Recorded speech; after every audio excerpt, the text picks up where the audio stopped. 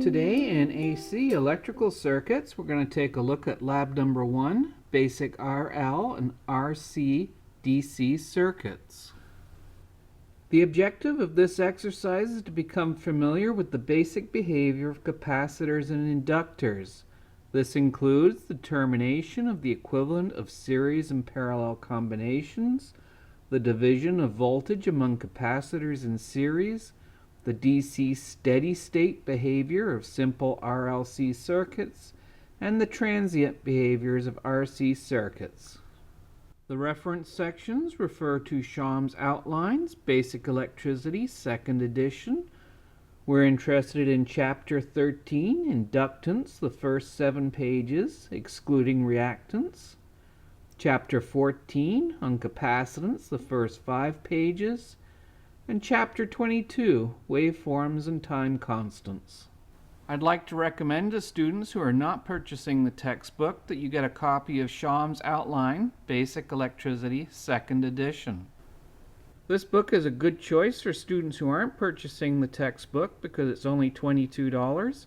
It's available through your bookstore or online. You can also buy it at the Google Play Store as a $15 PDF download.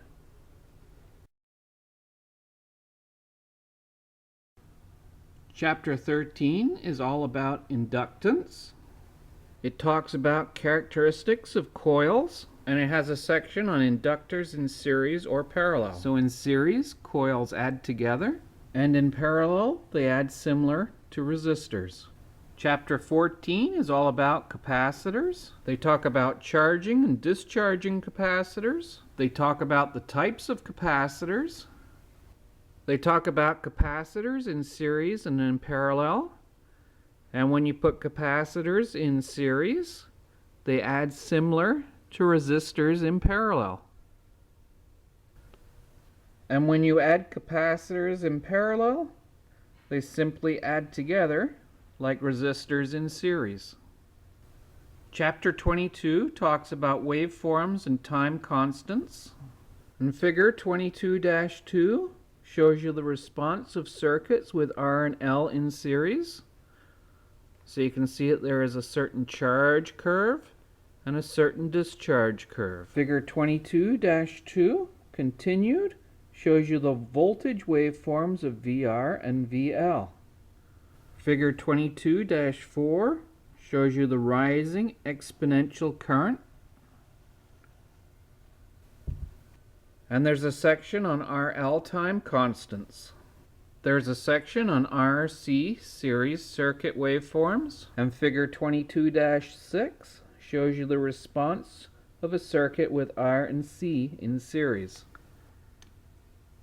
Please make sure you read the theory overview. It says the inductor behaves identically to a resistor in terms of series and parallel combinations. Capacitors, in contrast, behave in an opposite manner. They talk about time constants and the fact that it takes approximately 5 time constants to fully charge or discharge a capacitor.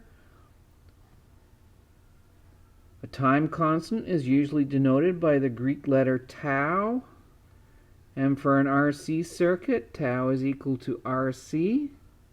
And for an inductive circuit, tau is equal to L divided by R. In our lab, we're asked to calculate the deviation between the theory and experimental values. To calculate deviation, we're going to use the percent error formula shown below, where percent error is equal to the theoretical value minus the experimental value divided by the theoretical value times 100. The 2 vertical bars on either side of the formula means we're going to take the absolute value. So if the theoretical value minus the experimental value comes out to be negative, we're only going to take the number portion. We're not going to include the negative sign. The theoretical value is your actual, known, nominal, labeled value. It's what you calculate your answer to be that we're comparing the experimental value that we measure to. So under equipment, we're using the Agilent triple DC power supply. It's model number E3630A. Don't bother writing down the serial number. It's hard to find, and it's usually at the back or underneath the equipment. So the digital multimeter is going to be the Mastec MSM9803, and once again, don't bother with its serial number. You're going to need a stopwatch, and if you don't have one, you can go to your computer and in Google type in stopwatch, and it will bring up a stopwatch for you.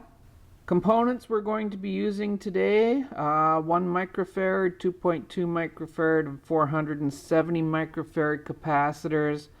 Normally before we do a lab, we measure them with the multimeter, just to make sure that we have the correct components. We do not have an inductance meter, so for the 1 millihenry, the 2.2 millihenry, and the 10 millihenry, we're just going to use the DMM set to ohms and read the coil resistance. And usually when I get you to use resistors, I give you the color codes on the side here, so you're not spending half hour looking through your parts for the correct resistor. Now we're going to be using an inductor and a capacitor today. Capacitors usually have one leg longer than the other, indicating that they're polarized, so we have to put them in the correct way around. Also down one side of the can you'll see negative signs all the way along. That's how important it is to put the capacitor in the right way around. Now your inductors, sometimes they come stamped with the number on them. Or sometimes they're just all black and you have to figure out which one's which, and I'll show you how to do that by resistance. So under procedure, step number 1, we're going to be using the DMM. We're going to measure the values of the capacitors using the capacitance setting, measure the DC resistance of the inductors and the resistors using the ohms setting on the DMM. We're to record your readings under components. Then using these values, we're going to determine and record the theoretical, series, and parallel combinations specified in Table 1.1. So in Table 1.1, we're going to have a 1 microfarad capacitor in series with a 2.2 microfarad capacitor. So we need to calculate that and measure it and calculate the percent deviation, and then we're going to do a 1 microfarad in parallel with 2.2 microfarads. So this is my 1 microfarad capacitor, and you can see on here it does say 1 microfarad, and it's good for a maximum of 50 volts. The longer lead is going to a red wire that's going to a red banana lead. The shorter leg, and you can see one side of the capacitor has a black stripe with little minus signs on it. So that's going to go to the black banana lead. So up here on your digital multimeter, the red lead goes into the hole labeled volts, ohms, capacitance, and hertz. And you can see they're using the capacitor schematic symbol. The black lead goes into common. The large selector knob needs to be rotated clockwise until it comes round to the capacitor symbol. And you can see the reading on the digital multimeter is 1.061 microfarads. The 2.2 microfarad capacitor reads 2.567 microfarads. This is my 470 microfarad capacitor. And you'll notice the meter's beeping. I'm flashing 40 microfarads. That means it's gone off its scale. So the maximum value we could possibly measure on here is actually 40 microfarads. So under components, I've recorded the 1 microfarad, the 2.2 microfarad, the 470 microfarad capacitor couldn't be read, so I just put in its nominal value of 470 microfarads.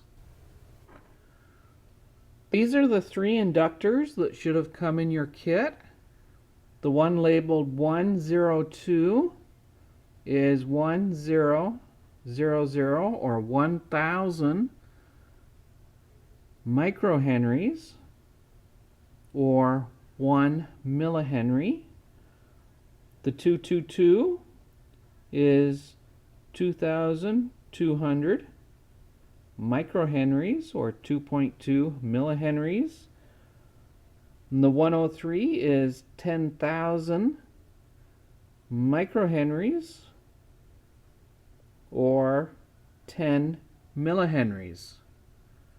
Now you may not be able to read the numbers on your inductors.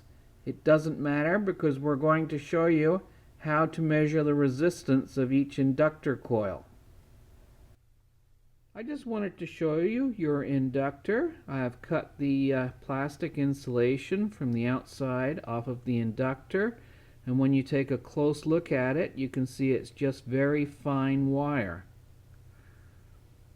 So over here I have two coils, and these are inductors, and you can see the legs are a little shinier. Basically, all an inductor is a coil of wire with a lacquer coating. A lacquer is just a clear paint, and that's all the insulation that is on these wires. I just wanted to show you that these thin wires are connected to the legs of your inductor. So they're very thin wires. They're just wrapped around the leg and then soldered in place. So if you spread the legs of these inductors too much, you will break these tiny wires, and they'll no longer be inductors. They'll actually be open circuits. You can also make an inductor by taking your standard hookup wire and wrapping it around something like a bolt or a nail, and this will create an inductor. I just wanted to show you that when you hook up a battery to an inductor, it becomes an electromagnet, and it can pick up things that are metal. If you de-energize the coil, it becomes demagnetized and it'll drop your metal items. So the first inductor that I'm going to use is the 102 or 1 millihenry. It doesn't matter which one you put in first. The 1 millihenry inductor should read somewhere around 2.1 ohms. The 2.2 millihenry inductor will read somewhere around 5.3 ohms, and the 10 millihenry inductor should read around 22.2 ohms. My 1k ohm resistor reads exactly 1k ohms, and my 47k ohm resistor reads 46.7k ohms. So under components, I've filled in my capacitor measurements, I've filled in my inductance measurements, and remember, you can tell your inductors apart by their internal coil resistance, and I've filled in my resistor values. So on table 1.1, we can see the first pairing is the 1 microfarad in series with the 2.2 microfarad capacitor. To do the calculation, we take the 1 microfarad times the 2.2 microfarad divided by the 1 microfarad plus the 2.2 microfarad. In this case, it works out to 687.5 nanofarads. In the second pairing, we have 1 microfarad in parallel with 2.2 microfarads, in which case we just add the two together and we end up with 3.2 microfarads. So under procedure, step 2, we're to connect the two capacitors in series and measure the total capacitance using the DMM. We're to record this value in table 1.1 under experimental. Repeat this process for the remaining combinations in table 1.1 and determine and record the deviations. So you can see I have two capacitors, and the first capacitor here is 2.2 microfarads and the second one is 1 microfarad, and I have them joined together in this bus here. So my digital multimeter comes in on the red line, goes to the longer lead.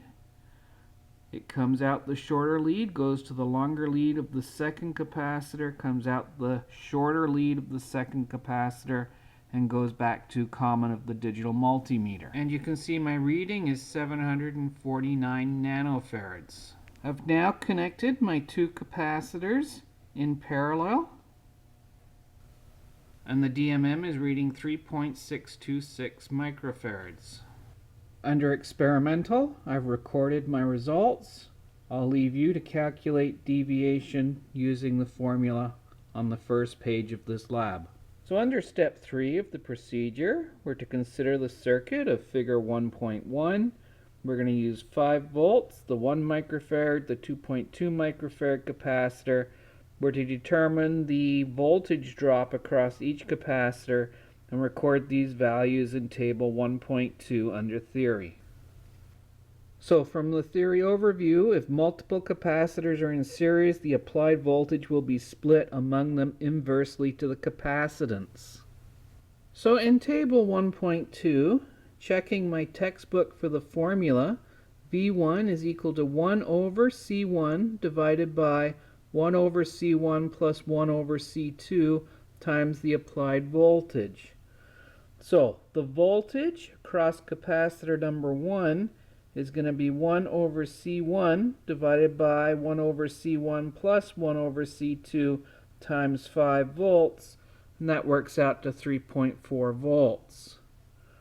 The voltage across capacitor 2 is 1 over C2 divided by 1 over C1 plus 1 over C2 times 5, and that works out to approximately 1.6 volts. So under procedure, step number 4, we're going to build the circuit of figure 1.1, and we're to measure the voltage across each capacitor and record these values in table 1.2. Also determine and record the deviations. I just want to remind you to take the readings very, very quickly, because if you leave your digital multimeter as the voltmeter hooked up across a capacitor, it will actually discharge the capacitor while you're looking at it. So you have to plug it in and take the reading immediately. I've wired up my two capacitors in series. So this is C1, it's 1 microfarad. This is C2, it's 2.2 microfarads. I've set up my voltage source to 5 volts, and 5 volts comes into C1, or the 1 microfarad, and the common of the supply goes to the 2.2 microfarad capacitor. V1 is 3.3 volts. V2 is 1.7 volts. So in table 1.2, I've recorded my experimental voltages as 3.3 volts across capacitor 1 and 1.7 volts across capacitor 2. Remember to take your readings very quickly, or the capacitors will discharge through the digital multimeter. That's why I showed it to you very briefly. So under procedure, step 5, we're now working with the RL circuit. We're to use figure 1.2 with an applied voltage of 10 volts, a 47 k ohm resistor, and a 10 millihenry inductor. That's the inductor labeled 103, or has a coil resistance of approximately 22 ohms.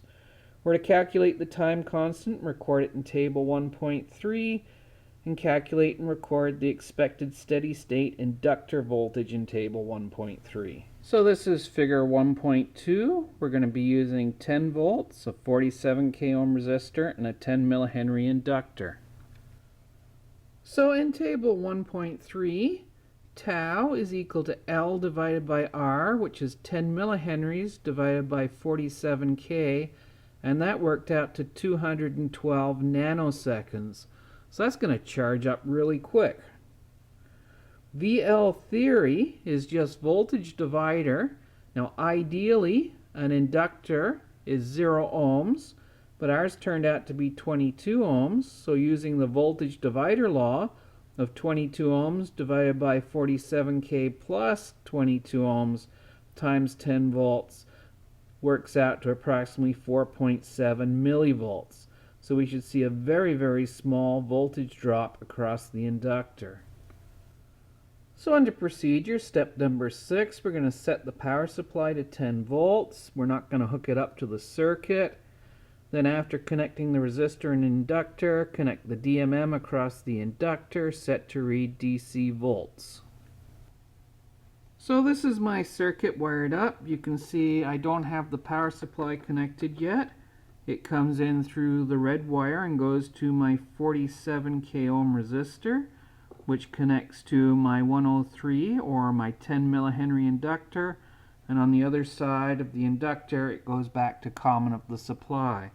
I've decided to use the yellow binding post to take my voltage reading, and it's at the point where the resistor and the inductor connect, so that would be the voltage across the inductor. So under procedure, step number 7, we're going to connect the power supply to the circuit. The circuit will reach steady state very quickly. We're going to record the experimental inductor voltage in table 1.3 and compute and record the percent deviation in table 1.3. The voltage reading across the inductor is 4.6 millivolts. So in table 1.3, I've recorded VL experimental as 4.6 millivolts. So under procedure, step number 8, we're now working with an RC circuit. We're using figure 1.3 with E of 10 volts, R1 of 47K, R2 of a 1K, and C is equal to 1 microfarad. We're to calculate the time constant and the steady state capacitor voltage and record them in table 1.4. So you can see on figure 1.3 I've labeled E as 10 volts, R1 is 47K, R2 is 1K, and C is equal to 1 microfarads. The 1K ohm resistor is in parallel with the source, so when we hook up this circuit, current's going to flow through the 47K onto the 1 microfarad capacitor, and then it's going to act like an open, so we should see 10 volts on this side of the capacitor. So in table 1.4, tau is calculated as R times C, which is 47K times 1 microfarad, and that works out to 47 milliseconds, and VC in theory should be 10 volts. So under procedure, step number 9, we're to set the power supply to 10 volts. Do not hook it up. After connecting the resistor and capacitor, connect the DMM across the capacitor, set to read DC voltage. This is my circuit wired up, ready to go. You can see I don't have the power supply connected yet. The 10 volt line comes in and goes to the 1K resistor that goes back to the common of the supply. The 10 volts also connects to the 47K ohm resistor that connects to the long leg of the capacitor. The short leg of the capacitor connects back through this little black wire to the common of the power supply. I'm using the yellow terminal for the digital multimeter to read the voltage across the capacitor. So under procedure, step number 10, we're to connect the power supply. The circuit should reach steady state quickly. Record the experimental capacitor voltage, compute the percent deviation, and record these values in table 1.4. So upon connecting the power supply, you can see the voltage across the capacitor reaches 10 volts. So in table 1.4, I've recorded VC experimental as 10 volts. So under procedure, step number 11, we're now working with the RC circuit long time constant. We're using figure 1.3. E is still 10 volts, R1 is 47K, R2 is 1K, but now we're going to use the larger capacitor, 470 microfarads. We're to calculate the time constant and the expected steady state capacitor voltage. Record these values in table 1.5. So this is figure 1.3. You can see we're still using 10 volts, 47K and 1K, but now we're going to be inserting a 470 microfarad capacitor. When we're charging the capacitor, the current is going to charge through R1 onto the capacitor. So tau is going to be R times C, so that's going to be 47K times 470 microfarad. When we remove the power supply, the capacitor is going to discharge through the 47K and the 1K. So now tau becomes 48K times the 470 microfarad capacitor. So, looking at table 1.5, you can see we have charging and discharging. So for tau, charging, it's 47K times 470 microfarads, which is 22.1 seconds. And it should charge up to 10 volts. Discharging, it's discharging through the 47K and the 1K. So it's 48K times 470 microfarads, which works out to 22.6 seconds. And it should discharge down to 0 volts. Remember, to fully charge or fully discharge, we'd say that takes approximately 5 tau. So to fully charge, it should take somewhere around 113 seconds. And 113 seconds to discharge. So under procedure, step number 12, we're to set the power supply to standby. After waiting a moment for the capacitor to discharge, remove the capacitor and place it with the 470 microfarad capacitor. Then connect the DMM across the capacitor. This is my circuit set up. I do not have the power supply connected yet. The power supply will be connected to my white terminal, bringing in 10 volts that goes to the top of my 1K ohm resistor that goes back to the common of the power supply. And it also goes to the 47K ohm resistor. The other side of the 47K ohm resistor goes to the long leg of my 470 microfarad capacitor. The negative, and you can see on the side of the capacitor this white stripe with little negative signs on it to indicate that that is the negative side of the capacitor, connects through this little black jumper wire to the wire that goes to the common of the power supply. So under procedure, step 13, we're going to energize the circuit and record the capacitor voltage every 10 seconds as shown in table 1.6. This is the charge phase. So this is table 1.6 and it's for the RC circuit charging. This is table 1.7 and it's for the RC circuit discharging. And we start at time 0 and go up in 10-second increments all the way up to 150 seconds. So I've gone to Google and I've typed in stopwatch, and the first thing that it brings up is this stopwatch. You can press the start button and it is an actual stopwatch. You can press stop and we can reset the stopwatch. This is the stopwatch I'm going to be using to do this lab. I'm now going to connect the 10 volts to my circuit and start the stopwatch. So with your capacitor as close to 0 as possible, connect the power supply and start the stopwatch at the same time.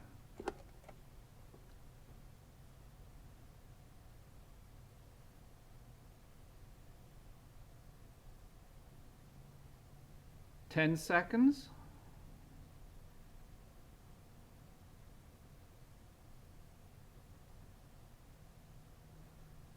20 seconds.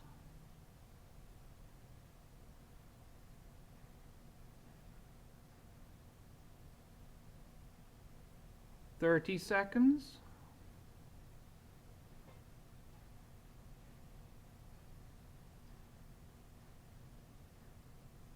40.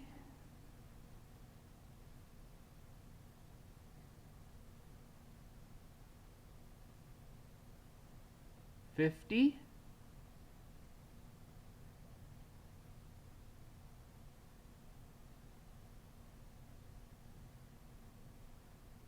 60,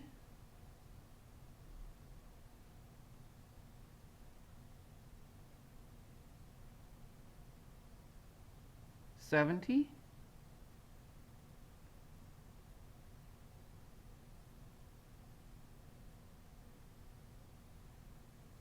80,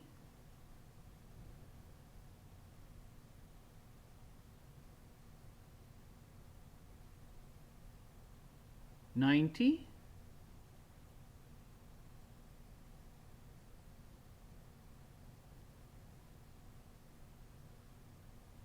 100.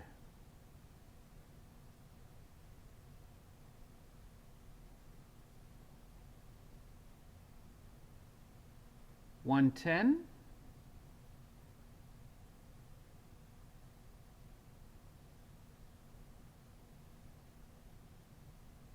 120,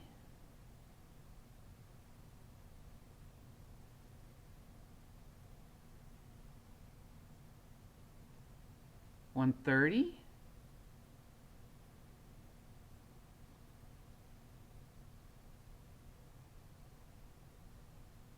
140,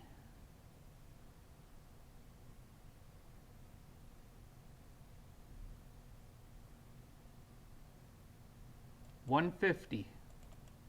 150 seconds is 2 minutes 30 seconds. So these are the results I got from my RC circuit charging. I started at 0 volts, and at 1 tau I'm already over halfway charged at 5.9 volts. At 2 tau I'm at 8.2 volts. At 3 tau I'm at 9.3 volts.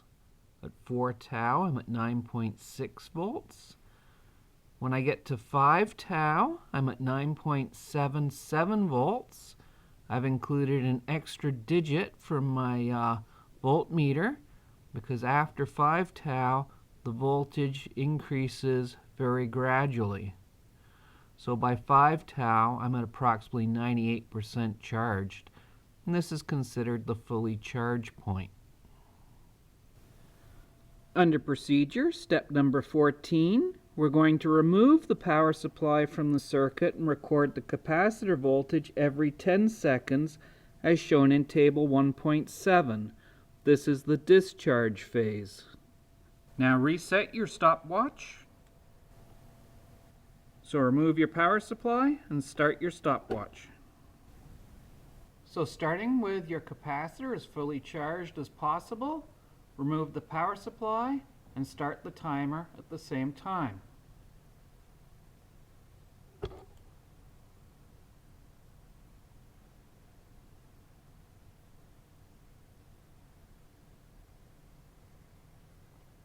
Ten seconds.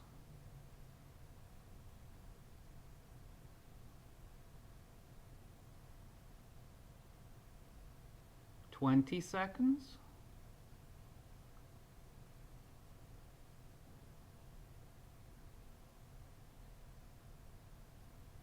30,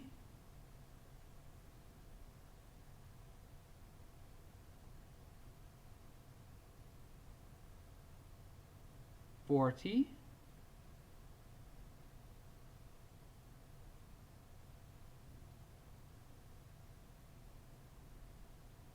50,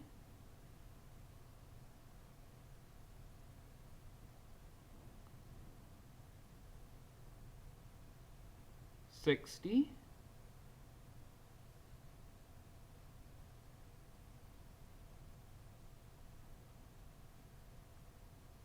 70,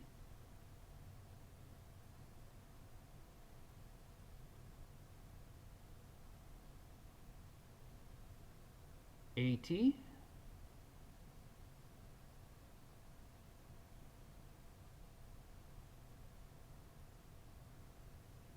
90,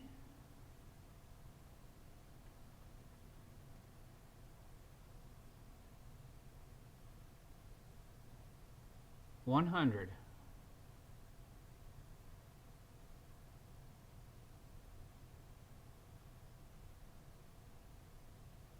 One 10,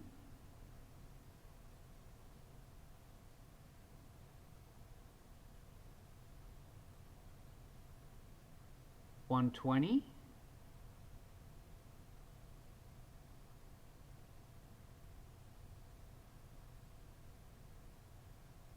130,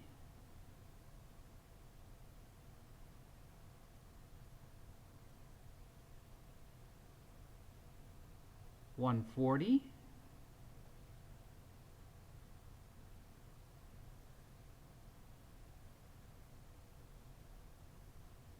150.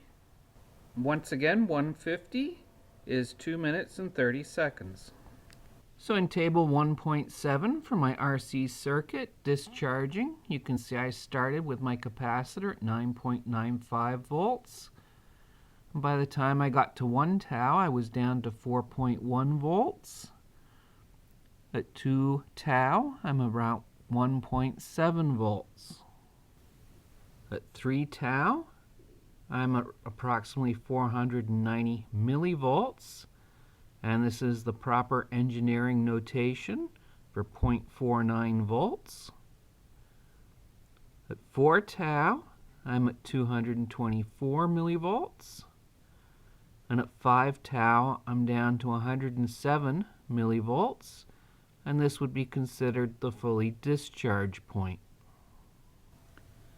Under procedure, step number 15, we're going to use the data from tables 1.6 and 1.7 to create two plots of capacitor voltage versus time and compare them to the theoretical plots found in the text. We're going to be using plot 1.1 and plot 1.2. Plot 1.1 I've labeled as capacitor voltage versus time charging. I've turned my page sideways so it's in landscape mode, and I've labeled my horizontal axes as time in seconds. So each division is 10 seconds, so it's 10, 20, 30, all the way up to 150 seconds. My vertical axis is labeled as voltage, and it's in volts. So each division is 1 volt, 2 volt, all the way up to 10 volts.